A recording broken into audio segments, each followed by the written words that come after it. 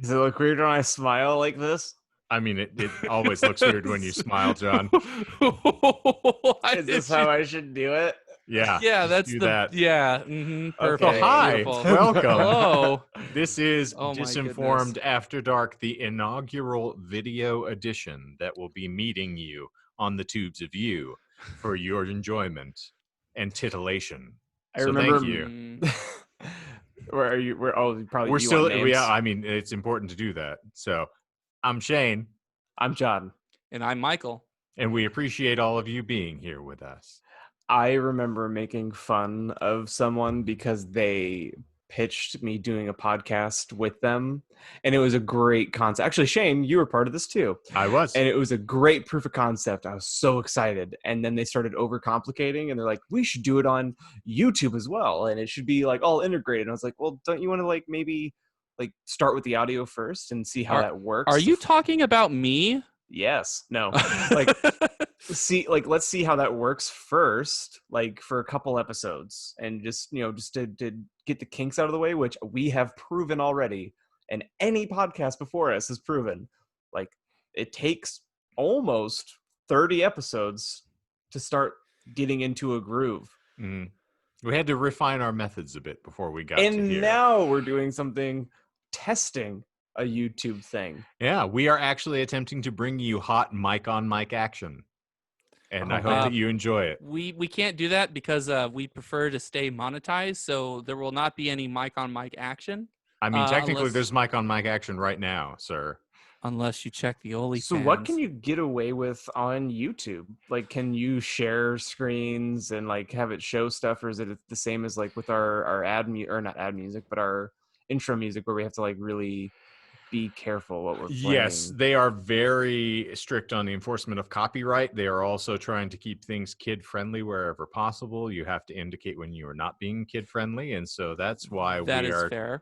keeping ourselves semi-censored and attempting to do something that is, a little fun, somewhat And entertaining. We're just gonna take the good places approach, and we're not gonna be talking about any bullshit around here. We're not gonna be calling each other benches and anything like that. No, certainly not. None of us would ever stoop so low. As a bit of the cunning linguistics are employed. So, gentlemen, what my thought is that we're going to use this as a platform to get some of our hypotheticals out of the way. Okay. Oh, some like it. fork, marry, kills? No, none of the fork, marry, kills. The hypotheticals. So, for instance, in our previous episodes where we have referred to someone, whether you'd be willing to beat a Clydesdale horse to death to save all of the people who are in captivity across the planet. This one piqued my interest, and I'm keen to get your feedback and your impression on this. Genetic engineers at Johns Hopkins University announced that they have developed a super gorilla. Though the animal cannot speak, it has a sign language lexicon of over 12,000 words, an IQ of almost 85, and, most notably, a vague sense of self-awareness. Oddly, the creature, who weighs 700 pounds, becomes fascinated by American football. The gorilla aspires to play the game at its highest level and quickly develops the rudimentary skills of a defensive end. ESPN analyst Tom Jackson speculates that this gorilla would be borderline unblockable and would likely average 6 sacks a game, although Jackson concedes the beast might be susceptible to counters and misdirection plays. Meanwhile, the gorilla has made it clear he would never intentionally injure an opponent. You are the commissioner of the National Football League. Would you allow this gorilla to sign with the Oakland Raiders, who will soon be the Nevada Raiders or the Las Vegas Raiders, I think, actually? I can't remember which one, but well, in any event. They've already, yeah. Well, if I was commissioner, I would already be in there not respecting the sport, because I don't care about the NFL at all, and most sports in general. So I would let it play, but for semi-selfish reasons, or it would be self-serving in many ways. one, I don't care what happens in that sport. Two, can you imagine what would happen the first time a 700-pound gorilla tore a quarterback's arm literally from his freaking body? Well, Like, he just- wouldn't intentionally injure him, John. I No, mean, he would be that's- going to be attempting to block the pass or do whatever, but he would get a little carried away. He would follow through with the momentum. He would grab and just rip it off like a paper towel. yeah, it would be like that scene in Dark Knight, or Dark Knight Rises. What is it, in the Steelers stadium? Like Yes. the pandemonium that happens in that stadium. That's what would happen. So yeah, I would let it play. Okay. And now I have that in my head. I have actually a very in-depth answer that involves referencing to video games.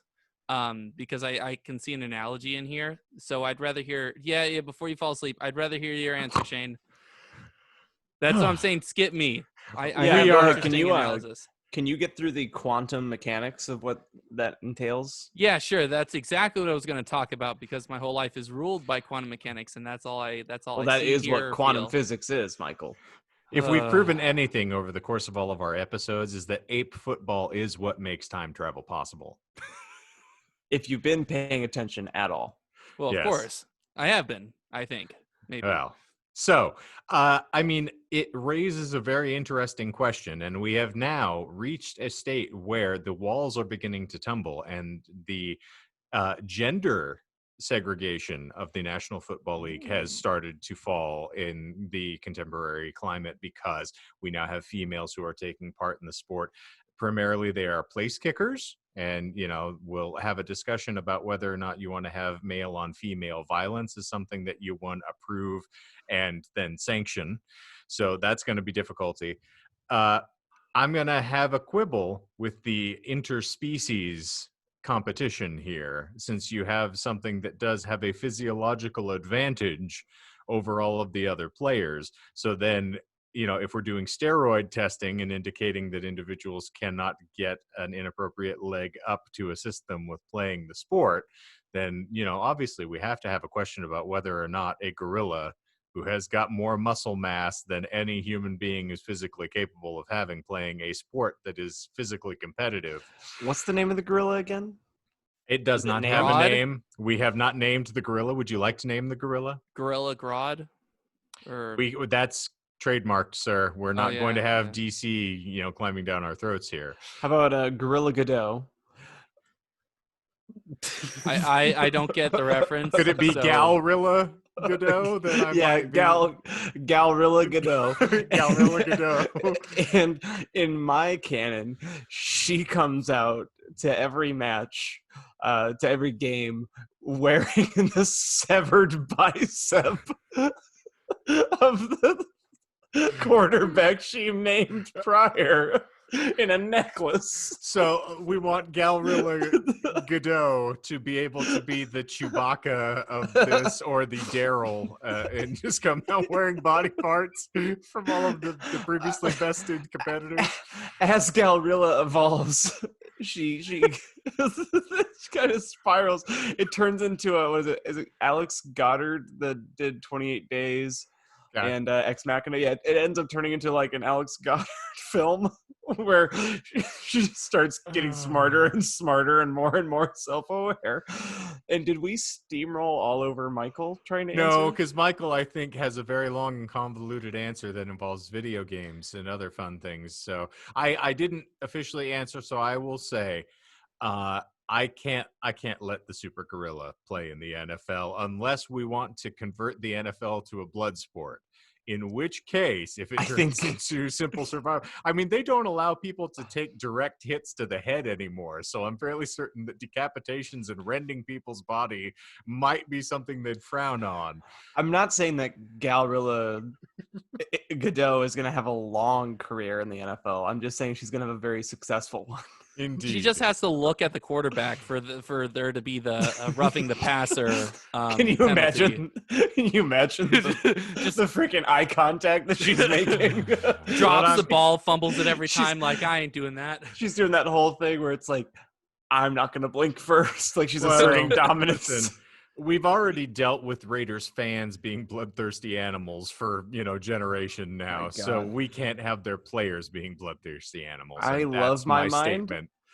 and I I hate my mind in equal and measure because I'm never gonna let go of that thought. No, and I think Galrilla Godot is officially our new mascot. So thank you for that. So Michael, please tell us about the Super Gorilla sanction. So I will be against adding her to the Well, technically, it bump is a and- he. Sorry. John just wanted Now I'm this to be taking a it as female canon. gorilla. No, it is a she now. It's okay. That point is irregardless. So I will. Girl gorillas are smart and funny. You need to get over that. You know what? I'm actually I have to Sure. call myself on, and this is a week to be accountable for these sort of things. They did not actually list a gender in the course of this. They just refer to it as it for the Super Gorilla. So we don't need to know its gender. It's not important. It is not important to this conversation. So it could be Galrilla Godot. It could very Yeah. Fair easily enough. be. Yeah. Yeah. But anyway, So anyway, the gorilla would the analogy that I picture is actually like super. Have either of you played Deus Ex? Okay, well, never mind then. It's no, set in the we play future good with. games. Oh, okay, then there, Mister Two there. Essentially, the analogy would be people that like have prosthetics or other sort of like enhancements, not necessarily steroid or chemical, but more like The Winter prosthetics that, Soldier. yes, in that sort of regard. In this particular video game, there are two different types. There's the normal, unmodified, normal person, like sports, like NFL, and then they have an additional sport where they have all this, not genetic modifications, but like prosthetic modifications and all these other cyborg-like enhancements. Um, since they've done it once with one gorilla and they've designed that, you said, as Mhm. part of the intro, they could make, if people are willing to pay for it, enough of these gorillas that are in, as long as they are okay with, playing in football, because that wasn't something that they hard coded into the original gorilla or Mhm. gorilla, whatever. Galrilla Godot, please. Sure. Galrilla, please. So I would necessarily say no for the same reason that Mhm. you're saying that, Shane, because I like what you're saying. What you're driving at in your typical, expedient and quick fashion is that taking they the should just make long the path, all gorilla football league. because that would be actually quite interesting to watch. I The mean, But it would. would you AGL. consider that animal cruelty? I mean, in so much as I would consider NFL animal cruelty, because we're talking about gorillas that have. Listen to my thought, because these gorillas are essentially human intellect, because that was part of the thing, was that the gorilla had an IQ of 85. You're And saying if so, humanity can do this to each other, then gorilla kind can do this to each They're other. making a conscientious decision. You actually have to yes, cull from a group of consenting gorillas in order to make this happen. yes, and I that see that what you're is. saying. Mm-hmm. I Yeah. also like that I'm chiding you, and I just referred to Raider fans as bloodthirsty animals. So obviously, I some of consider us. NFL to be animal cruelty to the humans I was going to involved. say that's the line. That was the one right there. Whew. We do not tow it, even when we're being PG. Nope. And Yeah. congratulations, gentlemen.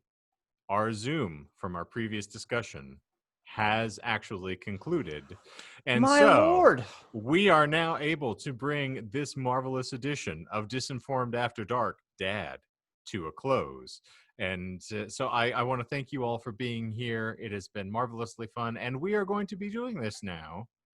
And, Yeah, because it's a good way to spend time while you have to export. So Yeah. And it's wonderful for us to be able to engage with you on YouTube, which we have only done heretofore just by the released episodes. And I think this is a lot more fun Yeah. because you get to see our beautiful faces. I would absolutely. argue that that's not fun for me, but that's just me being selfish. Well, yeah, we all have to suffer through your face, Michael. Fair Yeah, enough. I was actually excited for the pandemic so that I didn't have to see your faces, but here we are. Don't say that word. We'll get demonetized even after all the effort that we put into being nice here. Well, the faces will hit the fan, as it were. So I Goodness. believe that is going to wrap it up in a beautiful hate-filled burrito.